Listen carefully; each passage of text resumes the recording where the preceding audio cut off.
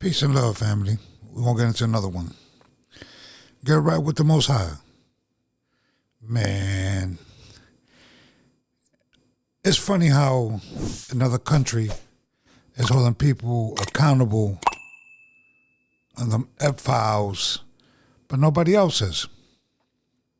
Ain't that funny? Ain't that funny?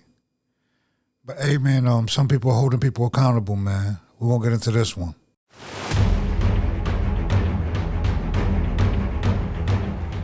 Well, it looked like Prince Andrew got arrested for being on the Ep files. You know what I mean? They taking it serious, but over here, it's okay. Let's get into it. A stunning royal arrest. Former Prince Andrew taken into custody from his home in the English countryside. It follows growing revelations about the alleged connections between the late sex offender Jeffrey Epstein and Andrew, the former Duke of York and brother of King Charles. Thames Valley Police saying the arrest was on suspicion of misconduct in public office. Police have been looking into emails in which Andrew apparently shared confidential government information with Epstein. The latest batch of released files showing Andrew forwarded reports about foreign countries and trade opportunities to Epstein in 2010, when he was serving as a UK trade envoy. Charles, how long have you known about Andrew and Epstein? But the scandal has been growing for years, with other allegations, including of sexual misconduct against Andrew, including from Epstein victim Virginia Roberts Giuffre, seen in this picture with Andrew. The prince asked about it in an infamous interview in 2019. She described dancing with you and you profusely sweating, and that she went on to have possibly... There's a slight problem with the sweating because I have a peculiar medical condition, which is that I don't sweat. Though he has always denied allegations of misconduct. In the years since, intensifying outcry with the release of Giuffre's posthumous memoir, and as more Epstein files were made public, Andrew appearing in many documents. Last year, King Charles formally stripped Andrew of his royal titles.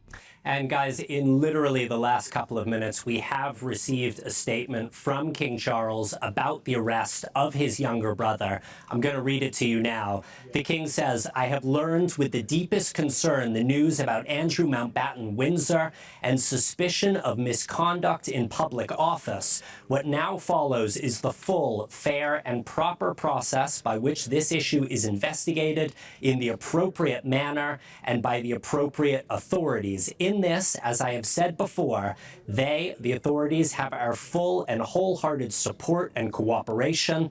Let me state clearly, the law must take its course. As this process continues, it would not be right for me to comment further on this matter. Meanwhile, my family and I will continue in our duty and service to you all." An unprecedented statement from the king. And I can tell you guys, we have been speaking to royal historians all morning. No one can think of a parallel where the younger brother of the sitting monarch is in police custody and potentially facing charges. Am I tripping?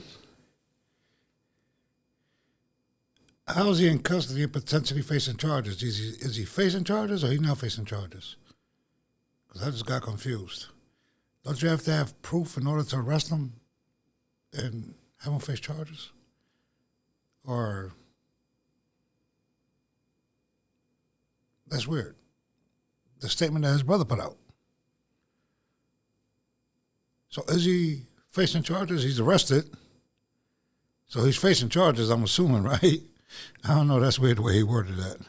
Craig. Unprecedented indeed. Ralph Sanchez in London for us on that breaking news. Ralph, thank you. We want to bring in NBC's Hallie Jackson, who has interviewed Epstein survivors throughout the course of this investigation. Hallie, good morning. So Andrew's been arrested. There's fallout over other public figures who've been tied to Epstein. But I can't help but think about all of the victims here, the victims who've been showing up place after place, waiting. Hopefully the victims and the survivors get justice. You know what I mean? Hopefully.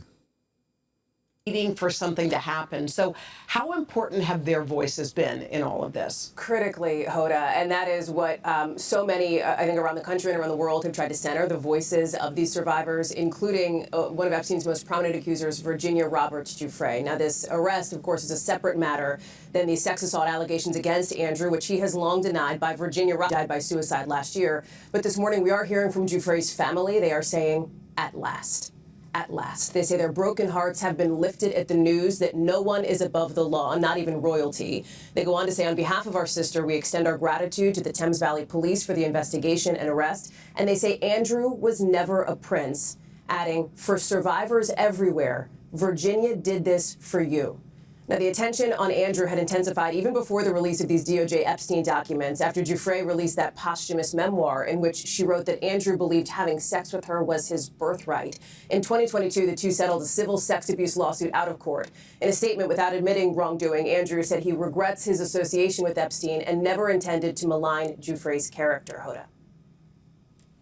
Hallie, just really quickly here, we're talking about, of course, former Prince Andrew, but with the release of the Epstein files here, we've seen a number of global figures. Yeah. They've had to step aside.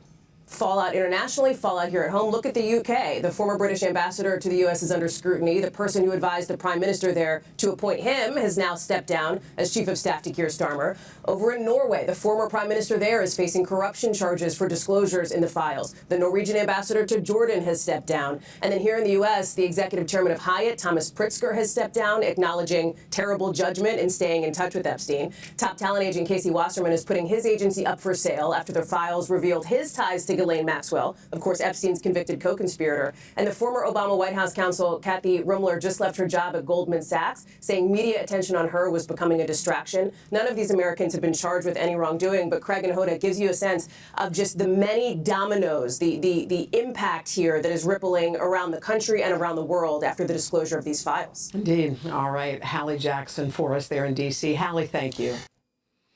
Well, he ain't going to jail for what he did to that young lady when she was a young lady. May she rest in paradise, but are people being held accountable? No, not if they're not being charged criminally. You know what I mean? I mean, maybe it's just me. Maybe. But if you're not getting charged criminally, you do something, you go to jail. It's rules for thee, but not for me. That's what it seemed like to me. They can do whatever they want, but you do something, you go to jail for it. So, you know, the elites up here, you down here, don't matter if they left or right, you get screwed. Peace and love, and I'll catch you on the next one.